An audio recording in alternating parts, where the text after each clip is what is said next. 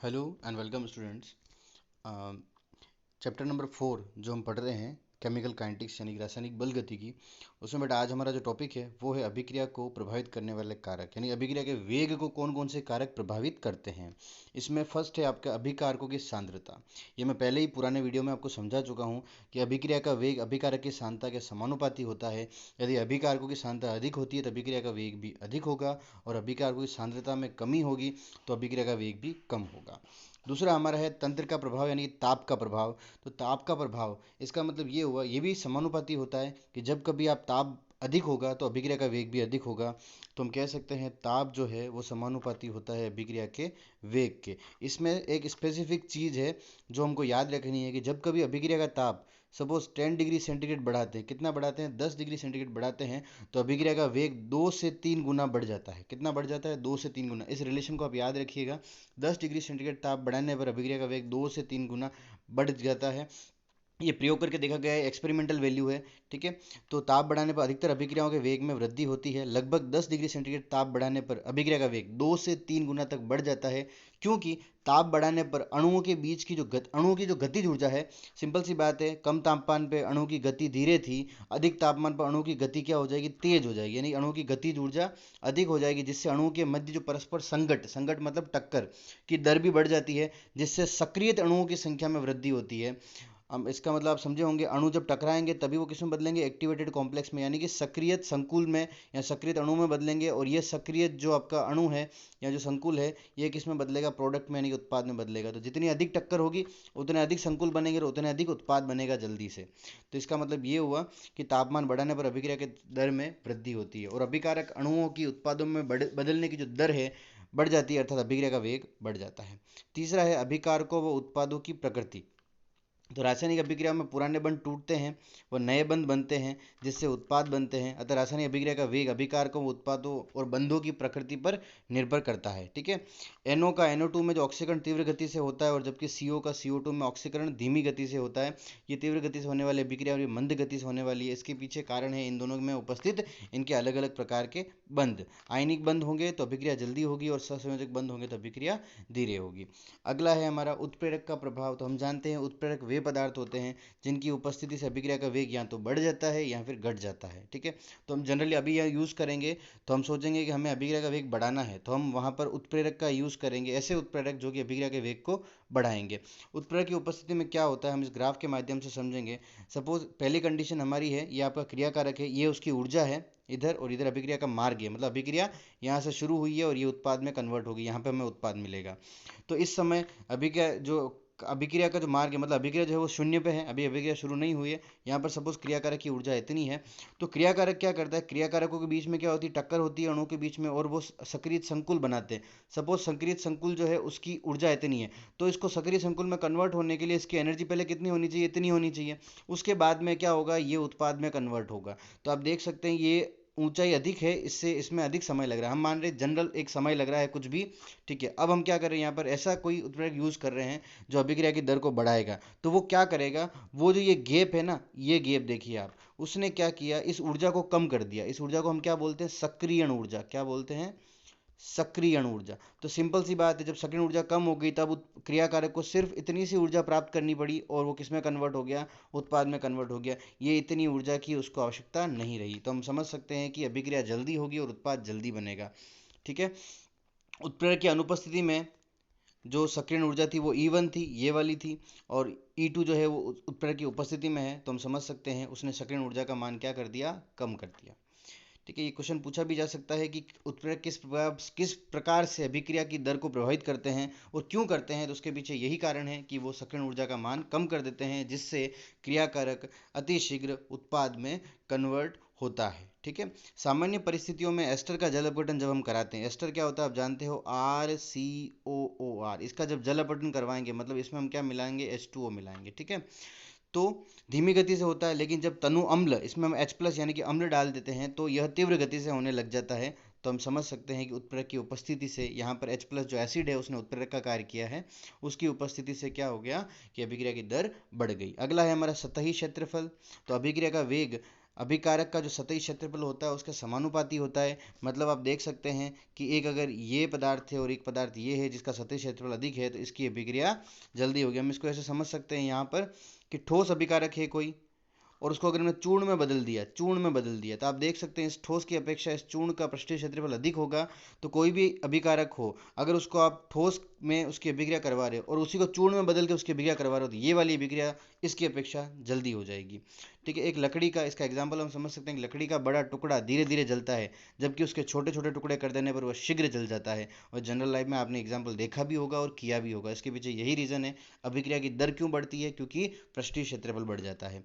अगला हम देखते हैं बेटा माध्यम की प्रकृति, कि यदि अभिकारकों की प्रकृति, आपको ये बात तो पता है कि ध्रुवीय जो है, ध्रुवीय ध्रुवीय के साथ में कनेक्शन है। हमने सोल्यूबिलिटी यानी कि विलयन में भी पढ़ा था, जब विलयन पढ़ा था उसके अंदर, तो ध्रुवी ध्रुवी में विलय विलय होता है और जो अध्रुवी है वो अध्रुवी विलायक में विलय होता है। तो हमारे यहाँ पर क्या समझेंगे हम कि यदि अभिकारकों की प्रकृति ध्रुवीय या आयनिक होती है, ध्रुवी या फिर आयनिक, है ना, तो इनकी अभिक्रिया ध्रुवी विलायक में कराने पर अभिक्रिया तीव्र गति से हो जाएगी, जबकि अध्रुवी विलायक में धीमी गति से होती है। तो सिंपल सी बात है, अगर ध्रुवी है या आयनिक है तो उसको आपको किस विलायक में डालोगे, सपोज आप उसको डालोगे ध्रुवीय में, तो ये तो अभिक्रिया जल्दी हो जाएगी।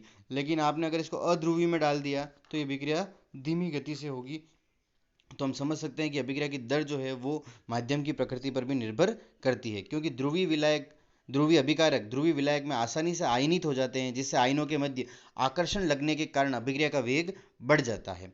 अगला हम समझेंगे विकिरण का प्रभाव। तो हम इसको सिंपल समझ सकते हैं। देखिए आप H2+Cl2 है, H2+Cl2 और ये कन्वर्ट होता है 2HCl में। अगर हम यहाँ पर कोई विकिरण का यूज़ नहीं कर रहे हैं, कोई अभिकारक कोई भी उत्प्रेरक यूज़ नहीं कर रहे थे, अभिक्रिया बहुत धीमी गति से होती है। लेकिन जैसे ही हमने यहाँ पर इसको सूर्य के प्रकाश में रख दिया, यानी कि इसको सनलाइट में रख दिया, अर्थात हमने इसको क्या दे दिया, विकिरण दे दिए, तो ये अभिक्रिया कैसी हो जाती है, फास्ट हो जाती है। इसका मतलब ये हुआ कि विकिरण भी कहीं ना कहीं अभिक्रिया के वेग को प्रभावित करती है। विकिरण की उपस्थिति में अभिक्रिया बहुत ही जल्दी हो जाती है। आप देख सकते हैं यहाँ पर H2 और Cl2 को मिलाया अंधेरे में तो 2HCl मंद वेग से बनता है, लेकिन जब H2 और Cl2 को हमने सनलाइट HNU की प्रेजेंस में मिलाया तो 2HCl विस्फोट होता है और उसके साथ अभिक्रिया बहुत तीव्र गति से हो जाती है। तो यहाँ से हम ये भी समझ सकते हैं विकिरण भी अभिक्रिया के वेग को प्रभावित करते हैं। तो ये बहुत इंपॉर्टेंट चीज़ें थी, माध्यम की प्रकृति, विकिरण का प्रभाव, सतही क्षेत्रफल, उसके बाद उत्प्रेरक का प्रभाव, अभिकारकों व उत्पादों की प्रकृति और तंत्र का प्रभाव यानी ताप का प्रभाव, और अभिकारकों की सांद्रता। आई होप ये आपको समझ में भी आया होगा और आपने अंडरस्टैंड भी किया होगा इसको अच्छे से, और इस पर जब क्वेश्चन आएंगे तो आप उसको कर पाओगे। इन नाम को आप याद रख लें, डिटेल तो आप समझ गए तो आप लिख सकते हो, और ये ग्राफ स्पेशली याद रखें उत्प्रेरक के केस में। अब है हमारा यहाँ से जो चैप्टर स्टार्ट होता है, जो चैप्टर जिसको हम पढ़ने वाले हैं वो अब हम थ्योरेटिकल नहीं पढ़ेंगे, अब हम इसको हमें थोड़ा डेरिवेशन की फॉर्म में पढ़ना पड़ेगा। जो हमारी दो प्रकार की अभिक्रिया हमें सिलेबस में इस चैप्टर में पढ़नी है। पहली है हमारी कोटि के आधार पर जो अभिक्रिया दो प्रकार की हैं, एक है शून्य कोटि की अभिक्रिया और एक है प्रथम कोटि की अभिक्रिया। ठीक है, ऐसी अभिक्रिया जिनकी कोटि शून्य होती है उन्हें शून्य कोटि की अभिक्रिया कहते हैं, और ऐसी अभिक्रिया जिनकी कोटि प्रथम यानी कि एक होती है उन्हें हम प्रथम कोटि की अभिक्रिया कहते हैं। अब शून्य और प्रथम से क्या मतलब है, तो हम समझते हैं कि किसी भी अभिक्रिया का वेग यानी कि जो उसका रेट होती है वो आपको पता है किस पर डिपेंड करता है, उसके जो क्रियाकारक है, जो रिएक्टेंट है, उसकी घात के समानुपाती, मतलब अभिक्रिया की सांद्रता के समानुपाती होती है। ठीक है, तो अभिक्रिया कोटि आप कैसे निकालते हो, इसकी घात से ही तो निकालते हो। अगर इसकी घात जीरो हो गई, इसकी घात जीरो हो गई तो अभिक्रिया कैसी हो जाएगी, जीरो ऑर्डर रिएक्शन यानी कि शून्य कोटि की अभिक्रिया हो जाएगी। मैं ये कहना चाहता हूँ कि अभिक्रिया की दर या जो अभिक्रिया की कोटि है वो क्या होती है, जो क्रियाकारक है उसकी सांद्रताएं हैं उनकी घातों का योग होती है। यहाँ पर सपोज मैंने एक ही क्रियाकारक लिया और उसकी घात अगर जीरो है, इसका मतलब अभिक्रिया जो है उसकी कोटि क्या हो गई, जीरो हो गई। अब हम देखते हैं किसी की भी पावर जीरो होती है तो उसकी वैल्यू क्या हो जाती है, वन हो जाती है। समझ रहे हैं आप, इसका मतलब मैं यहाँ क्या लिख सकता हूँ कि rate is directly proportional to one. इसका मतलब ये हुआ कि यहाँ पर आप कोई भी कंसंट्रेशन ले लो, कोई भी कंसंट्रेशन ले लो, उसका उसका मान क्या हो जाएगा, वन हो जाएगा। तो इसकी जो भी इनिशियल कंसंट्रेशन होगी उस पर रेट कभी भी डिपेंड नहीं करेगी। तो ऐसी अभिक्रियाएं जिनमें अभिक्रिया का वेग, यहाँ पढ़िए आप, वे अभिक्रियाएं जिनमें अभिक्रिया का वेग अभिकारकों की सांद्रता पर निर्भर नहीं करता है, अर्थात वे अभिक्रियाएं जिनमें अभिकारक की सांद्रता की घात शून्य हो, शून्य कोटि की अभिक्रिया कहलाती है। जैसे हम यहाँ पर डेरिवेशन निकालेंगे पूरी अभिक्रिया की कोटि, अभिक्रिया का जो है जीरो ऑर्डर रिएक्शन जो है उसका जो एक फॉर्मूला कैसे बनता है, उसकी इंटीग्रेटेड इक्वेशन कैसे बनती है, हम उसको समझेंगे। माना कि एक अभिक्रिया हमारे पास आर कन्वर्ट हो रहा है पी के अंदर, ये शून्य कोटि की अभिक्रिया है, तो वेग इसके आप अगर द्रव्य अनुपात क्रिया का नियम लगाओगे तो आप क्या लिखोगे, यहाँ पर लिखोगे वेग इज इक्वल टू, मैं के नोट लिख रहा हूँ। के नोट क्यों लिख रहा हूँ? क्योंकि ये शून्य कोटि की अभिक्रिया का वेग स्थिरांक है। यहाँ पर मैं लिख रहा हूँ आर हमारा क्रिया कारक है और उसकी पावर कितनी है? 0। ठीक है, तो ये पूरी क्या वैल्यू हो जाएगी? ये 1 हो जाएगी। तो हम इसको समझते हैं आगे। देखिए, इसको मैं अभिक्रिया के वेग को क्या लिख सकता हूँ? D R minus D are, क्योंकि आर की सांद्रता में क्या हो रही है? कमी हो रही है। Minus D R upon D T, समय के सापेक्ष हो रही है, इसलिए इसको हम लिखेंगे minus D R upon D T. तो minus D R upon D T is equal to क्या हो जाएगा? K naught R naught. तो आर नोट क्या हो गया? 1 हो गया। इसका मतलब यहाँ क्या रह गया? Minus D R upon D T is equal to K naught. ये पहला समीकरण हमारा हो गया। अब देखिए, इस डी टी को इधर ट्रांसफर कर देते हैं, तो minus D R is equal to क्या हो गया? Minus D R is equal to क्या हो गया? Minus K note D T. ठीक है, माइनस माइनस कैंसिल कर दो, दोनों प्लस की वैल्यूज हो गई। ठीक है, तो समाकलन जब हम इसका करेंगे, तो जब आप इस डी आर का समाकलन करेंगे और इस के नोट डी टी का समाकलन करेंगे, तो ये हो जाएगा आपके पास, ये डी टी का हो गया और ये हो गया इसका डी आर का। तो यहाँ से आपके पास आ जाएगा आर और इजिकल टू माइनस, माइनस की जगह के नोट की जगह, और इसका समाकलन करके वैल्यू क्या आ गई हमारे पास में? सी आ गई। ठीक है, तो हमारे पास अल्टीमेटली भी रिजल्ट क्या आ गया? Are is equal to minus K naught T plus सी। अब हमें सी का मान निकालना है। पहली बात तो सी है क्या? सी समाकलन से आया है, तो सी एक समाकलन स्थिरांक है। ठीक है, अब हम उस कंडीशन में चलेंगे जब समय कितना था? 0, यानी कि अभिक्रिया स्टार्ट नहीं हुई थी। ठीक है, तो हम देखते हैं यहाँ पर समाकलन स्थिरांक का मान के लिए, यदि प्रारंभ उसका मान ज्ञात करने के लिए हम क्या कर रहे हैं कि प्रारंभिक अवस्था यानी टी इजिकल टू 0 हो, तो आपको पता होगा उस वक्त जब अभिक्रिया शुरू नहीं हुई थी तो क्रिया कारक कितना था? 100% था। यानी कि मैं इसको लिख सकता हूँ, इसकी सांद्रता कितनी थी? Are naught. आर नोट का मतलब पूर्ण रूप से सांद्रता है, इसकी 100% सांद्रता है, आर नोट लिखते हैं उसको। ठीक है ना, तो सी समाकलन स्थिरांक हो गया। तो हम यहाँ पर अब इसकी वैल्यू रखते हैं, हम इसकी आर की वैल्यू यहाँ रखते हैं। तो आर की जगह मैं क्या लिख सकता हूँ? मैं आर नोट लिख सकता हूँ माइनस के नोट, और यहाँ पर टी कितना लिया हमने? 0 लिया। तो आप देख सकते हो हमारे पास जो फॉर्मूला था वो क्या था? R is equal to minus K naught T plus C था, ये फॉर्मूला था। अब इसको हमने क्या लिख दिया? क्योंकि टी इज इक्वल टू 0 ले रहे हैं, तो इसको मैंने आर नोट लिख दिया, और यहाँ पर माइनस के नोट ऐसे ही रहेगा, बट टी की जगह मुझे क्या करना पड़ेगा? 0, क्योंकि समय उस वक्त कितना था? 0 था, प्लस हमने लिख दिया सी लिख दिया। अब देखिए, अब ये मल्टीप्लाई होकर के क्या हो गया? पूरा ही पूरा क्या हो गया? 0। इसका मतलब R naught is equal to क्या हो गया? सी। ठीक है, तो इसका मतलब हमारे पास क्या वैल्यू होगी? R naught is equal to C. अब यहाँ से इस आर नोट जो सी का मान है, इस सी का मान हम इसमें लिख देते हैं, सी का मान इसमें लिख देते हैं। तो देखिए अब क्या हो जाएगा, अगर मैं ऐसा लिखता हूँ कि R is equal to R is equal to minus K naught T plus C. ठीक है ना, यहाँ पर इसकी वैल्यू सी का मान रहता हूँ। सी का मान क्या है? आर नोट है। तो ये हो जाएगा हमारा बेटा R is equal to minus K naught T plus C की वैल्यू क्या आ गई? आर नोट आ गई ना, यही रख देंगे अपन। ठीक है, तो यहाँ पर अब देखिए आपके पास जो हो गई R is equal to minus K naught T, और सी की जगह हमने आर नोट लिख दिया। अब देखिए मुझे क्या पता करना है? मुझे पता करना है अभिक्रिया जो है शून्य कोटि की अभिक्रिया है, उसका वेग स्थिरांक क्या है, या उसका जो इंटीग्रेटेड इक्वेशन जो है वो इक्वेशन क्या बनेगी। तो मैं इसके लिए इसका के ज्ञात करूंगा। के ज्ञात करने के लिए हम क्या करेंगे? इस के को उधर ट्रांसफर कर देते हैं, तो माइनस से पॉजिटिव का के हो गया। और आपको पता है, एक काम करते हैं, इसको पूरा ट्रांसफर इस तरह से करते हैं कि ये इधर आ जाएगा सपोज, और ये उधर चला जाएगा के नोट टी। तो सपोज ये क्या हो गया? K naught T is equal to R naught minus R हो गया।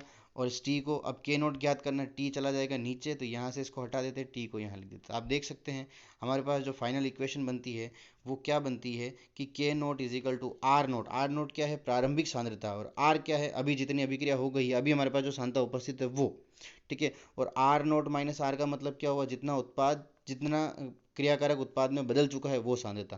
तो ये हो गया आपका टी। तो मैं इसको आप ऐसे समझा सकता हूँ, सपोज आर नोट जो है वो 100 है, और अभिक्रिया 70% कंप्लीट हो गई है। इसका मतलब अभी जो है हमारे पास 70% कंप्लीट हो गई, तो अभी कितना उत्पाद रहेगा हमारे पास? 30% रहेगा।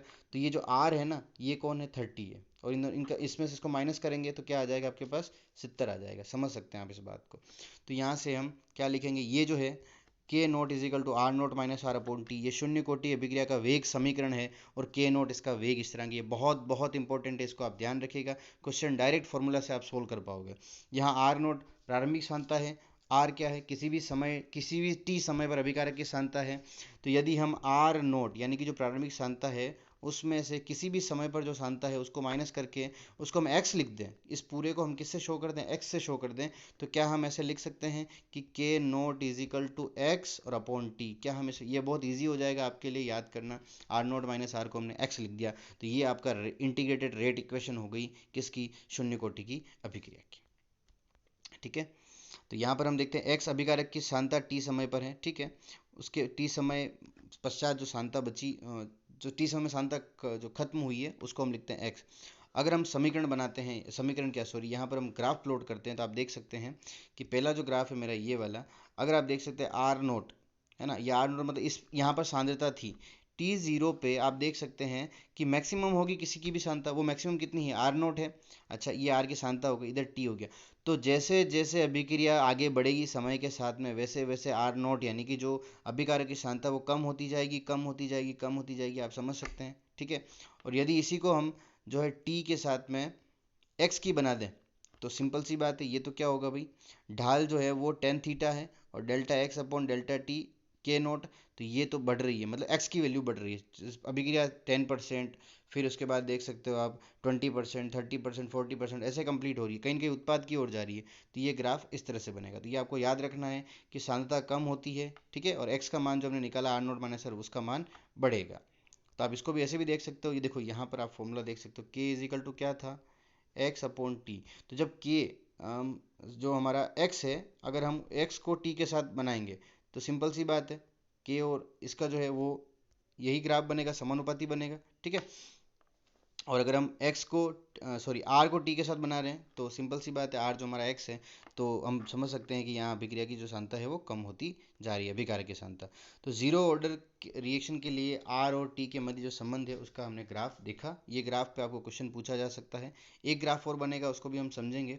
ठीक है, अब हमारा जो इंपॉर्टेंट टॉपिक है वो है T1/2 यानी कि अर्धायुकाल। अर्धायुकाल से क्या मतलब होता है, सपोज आपके पास 100% कोई रिएक्टेंट है, जब यह जिस समय पर यह 50% हो जाएगा उसको बोलेंगे इसका टी हाफ यानी कि अर्धायुकाल। ठीक है, अब ये जब इसका 50% हो जाए यानी कि 25% हो जाए, इसको हम बोलेंगे इस अभिक्रिया का टी हाफ, है ना, उस समय को 25 से भी जब वो 12.5 हो जाएगा तो इसको हम अगेन बोलेंगे टी हाफ। ठीक है, तो ये समझना है, कोई भी इनिशियल कंसंट्रेशन है, प्रारंभिक सांद्रता है, वो जितने समय में अपनी पहले की सांद्रता की आधी हो जाती है उसको हम बोलते हैं टी हाफ यानी कि अर्धायुकाल, चाहे वो 100 हो, चाहे वो 50 हो, चाहे 25 हो। आप समझ जाएंगे कि 25 की आधी होगी वो समय, 50 की आधी होगी वो समय, हमें ध्यान में रखना है। ठीक है, उसके बाद हम देखते हैं आगे कि किसी भी अभिक्रिया में अभिकारक की प्रारंभिक सांद्रता के आधा होने में लगने वाला समय उस अभिक्रिया का अर्धायुकाल कहलाता है। तो आप जानते हो कि अगर प्रारंभिक सांद्रता कितनी है, आर नोट है, तो अर्धायुकाल के बाद यानी कि उस समय पर जब इसकी सांद्रता आधी हो जाएगी, यानी वो समय मान लिया, कोई भी समय है टी मान लिया, उस समय पर यह सांद्रता कितनी होगी, पहले की आधी, मतलब R naught divide by two. तो हम इसको क्या लिख सकते हैं कि जब टी टी हाफ हो जाएगा, मतलब अर्धायुकाल लिख रहे हैं, तो आर को हम क्या लिखेंगे, आर नोट बाई टू लिखेंगे। ठीक है, तो हम देख सकते हैं हमारे पास जो फॉर्मूला है वो फॉर्मूला क्या था कि के नोट इजिकल टू क्या था, के नोट इजिकल टू क्या था, सॉरी, के नोट इजिकल टू क्या था, एक्स बाई टी था, एक्स बाई टी था। और एक्स को मैं अगर ऐसे लिखूं तो मैं लिख सकता हूं कि टी के नोट इजिकल टू, नीचे तो मैं लिख दूंगा टी, अब टी हाफ है, और ऊपर लिख दूंगा मैं आर नोट माइनस आर। आपको पता होना चाहिए अभी आर कितना हो गया, अभी आर पहले का आधा हो गया, मतलब ये भी कितना हो गया, आर नोट बाई टू, है ना। और टी हाफ को अगर मैं इधर ले आऊँ तो ये हो जाएगा आर नोट माइनस, ये सांद्रता का साइन है, लगाना ही है हमको, और ये हो जाएगा पहले का आधा, मतलब आर नोट बाई टू हो गया। ठीक है, अब ये पूरा अगर एक है और ये आधा है, तो एक में से आधा अगर मैं हम घटा देते हैं तो कितना बचेगा, हाफ ही बचेगा ना। और अपोन हम कितना लिख रहे हैं, अपोन लिख रहे हैं यहाँ पर के नोट। ठीक है, तो आधा बच गया, आधा बचने का मतलब क्या हो गया, ये भी क्या हो गया, टी हाफ का मतलब क्या हो गया, एक में से हाफ गया मतलब हाफ बचेगा, यानी कि आर नोट बाई टू अब बच जाएगा हमारे पास, आर नोट बाई टू, और नीचे क्या है हमारा के है, तो इसको हम लिख सकते हैं आर नोट बाई टू के। और इसको हम, अगर हम इसको ए लिख दें, प्रारंभिक सांद्रता लिख सकते हैं ना ए को, आर नोट को हम क्या लिख सकते हैं, हम ए लिख सकते हैं। तो ये बेटा क्या हो जाएगा, आप देख सकते हैं कि ये हो जाएगा आपका T half is equal to A by two, तो टू नीचे आ गया, और ये के, ये आपका फॉर्मूला आपको ध्यान रखना है। ये ए यहाँ पर प्रारंभिक सांद्रता है, अपॉन टू के ये वेग स्थिरांक है, और ये आपका अर्धायुकाल है। इस पर मैं क्वेश्चन भी करवाऊंगा आपको, और आपको करने हैं और समझना है इसको। अब यहाँ से हम देखते हैं, अगर इस रिलेशन को हम थोड़ा सा समझें तो इसको देख सकते हैं यहाँ पर, अगर हम इसको हटा दें, ये तो कांस्टेंट है, तो टी हाफ जो है वो क्या हो रहा है, ए यानी कि प्रारंभिक सांद्रता के समानुपाती हो रहा है। इसका मतलब हम देख सकते हैं, ये क्वेश्चन भी पूछा हुआ है ना, ये क्वेश्चन पूछा हुआ है और बहुत इंपॉर्टेंट है, ध्यान रखिएगा कि कौन सी अभिक्रिया की जो अर्धआयु काल है उसकी प्रारंभिक सांद्रता के समानुपाती होता है, यानी कि निर्भर करता है उस पर। तो ये है आपकी जीरो ऑर्डर रिएक्शन जिसका अर्धआयु काल उसकी प्रारंभिक सांद्रता पर निर्भर करता है, उसके समानुपाती होता है। अगर आप प्रारंभिक सांद्रता को कम करोगे तो अर्धआयु काल भी कम होगा, और अगर प्रारंभिक सांद्रता बढ़ा दोगे, मटेरियल बहुत बढ़ा दोगे, तो उसको आधा होने भी अधिक वक्त लगेगा। समझ गए बात को। अब शून्य कोटि की अभिक्रिया के कुछ उदाहरण हैं, तो ये आपको देखने हैं। पहला है H2+Cl2 2HCl, है ना, प्रकाश की उपस्थिति में अभिक्रिया करवाते हैं, शून्य कोटि की अभिक्रिया है। उच्च दाब पर अगर मोलिब्डेनम की सतह पर फॉस्फीन का अपघटन कराते थे, आपको याद रखना है फॉस्फीन क्या होता है, PH3 होता है। एमओ मोलिब्डेनम लिया है, उच्च दाब लगाया तो ये 2P+H2 में कन्वर्ट हो जाएगा। ये तीसरी आपका टंगस्टन की सतह पर अमोनिया का जो जल अपघटन है, यानी 2NH3 उच्च दाब पे इसका अपघटन, जल अपघटन नहीं है, ओनली अपघटन है, N2+3H2 में अमोनिया टूटेगा, ये भी एक शून्य कोटि की अभिक्रिया है। पीटी की सतह पर N2O का अपघटन, ये भी क्या है, एक शून्य कोटि की अभिक्रिया है। और पीटी की उपस्थिति में अमोनिया का अपघटन, यानी कि अमोनिया का अपघटन 2 बार हो रहा है, आप देख सकते हैं, पीटी की उपस्थिति में भी और टंगस्टन की उपस्थिति में, ये दोनों ही जीरो ऑर्डर रिएक्शन के उदाहरण है। तो कुछ स्पेसिफिक उदाहरण हैं जिनको हमें याद रखना है, क्योंकि आप देखिए कभी भी आप कोई भी अभिक्रिया लिखोगे तो क्रियाकारक की सांद्रता आप कुछ नहीं लिखते हो, इसका मतलब अभिक्रिया कोटि क्या हो गई, 1 हो गई, क्योंकि यहाँ 1 होगा। लेकिन आपको ध्यान रखना है कि इसमें जीरो कभी लिखा हुआ होगा नहीं, तो हमें ध्यान रखना है कि जीरो किस किस में है, ये HBr में है, सॉरी ये HCl में है, ये PH3 में है, ये NH3 में है, और ये N2O में है। इसके साथ ही अब अपन क्या करते हैं, एक क्वेश्चन 2 क्वेश्चन कर लेते हैं, ताकि हमने जो सीखा है, जो समझा है, वो उसका हमें अधिगम, यानी कि हमने उसको कितना समझा है, ये हम समझ पाएंगे। तो आपके पास एक इक्वेशन दे रखी है कि R0 - R is equal to KT दे रखा है, ठीक है। और हम देख सकते हैं अभिक्रिया का समाकलित वेग समीकरण दे रखा है। यदि 80% अभिक्रिया पूर्ण होने में 160 मिनट लगते हैं, अभिक्रिया कितनी पूर्ण हो गई है, 80% पूरी हो गई है 160 मिनट में, तो उसका वेग स्थिरांक का मान क्या होगा, ये आपको निकालना है, ठीक है। तो पहले आप वो लिख लीजिए, जो डाटा गिवन है। सबसे पहले तो हमें पता करना है कौन सी कोटि की अभिक्रिया है, तो लिखा हुआ है क्वेश्चन में शून्य कोटि की अभिक्रिया है, तो शून्य कोटि की अभिक्रिया का हम यहाँ पर क्या लगा देंगे, फॉर्मूला लगा देंगे। अब आप देखिए फॉर्मूला क्या है, K0 इजिकल टू, K0 आपको फाइंड आउट करना है, तो सिंपल फॉर्मूला से हम फाइंड आउट कर लेंगे। R0 - R/T, आपके पास R0 कितना, R0 हमेशा 100% होता है, R कितना है, तो आपको देखना है कि अभिक्रिया कितनी पूर्ण हो गई है। अभिक्रिया पूर्ण हो गई 80%, मतलब अभी कितनी अभिक्रिया शेष बची है, तो 20% बची है, तो यहाँ इसका मतलब R की वैल्यू क्या होगी, 20% हो जाएगी। अपॉन समय दे रखा है आपको, तो बस सीधा सा है, आप लगा दीजिए यहाँ पर। इसको अपन ऐसे भी लिख सकते हैं, है ना, 1 के फॉर्म में लिखे, या परसेंटेज काट दे, 100% हैं, तो 100/100 हो जाएगा, ठीक है, ये कट गया, ठीक है, सिंपल सी बात है। तो ये सॉरी 100/100 हो गया ना, परसेंटेज हटाया तो ये हो गया बेटा 1 हो गया, तो इसको हम 1 भी लिख सकते हैं। इसको 1 लिखेंगे तो 80% को लिखना पड़ेगा 0.8, तो चलो हम ऐसे कर लेते हैं, 1 और R की वैल्यू क्या थी 0.2, ठीक है। और हम सीधा x भी लिखे तो x कितना होगा, R0 - R यानी कि 0.8, तो 160 मिनट है, ठीक है। तो इसको हमने लिख दिया, मिनट में पता करना है हमको, तो ये हो जाएगा बेटा 0.8/160, ठीक है। ये शून्य हटाया 1600 हो गया यहाँ पर, 82 तो 1/200, तो 1/200 इसका आंसर आ जाएगा। मोल, शून्य कोटि की अभिक्रिया का जो यूनिट होती है वो क्या होती है, मैंने सिखा रखा है आपको, mole litre inverse second inverse, ठीक है। तो ये इसका आंसर हो जाएगा। उसके बाद अगला क्वेश्चन है हमारा कि एक शून्य कोटि की अभिक्रिया है, उसके लिए K की वैल्यू आपको दे रखी है, और यदि 25 सेकंड के पश्चात अभिकारक की सांद्रता 0.5 m पाई जाती है, तो प्रारंभिक सांद्रता की गणना कीजिए, यानी कि आपको क्या पता करना है, इसमें R0 पता करना है, ठीक है। ये क्वेश्चन आपके लिए एक होमवर्क है, मैंने कर रखा है, इसको समझना है आपको, और खुद से करना है, और समझना नहीं समझ में आए तो मुझे पूछना है, ये आपके लिए एक होमवर्क है, ठीक है। थोड़ा सा दिमाग लगाइएगा, आप इसमें R0 फाइंड आउट करने जा रहे हो, बाकी सारी वैल्यू पुट कर दीजिए और R0 फाइंड आउट कर लीजिए, सिंपल सी मैथमेटिक्स है। फॉर्मूला कौन सा लगेगा, तो फॉर्मूला अभी तक तो हमें एक ही फॉर्मूला पड़ा है, तो हमें वही फॉर्मूला यूज़ करना है, ठीक है। All the best to all of the students, okay.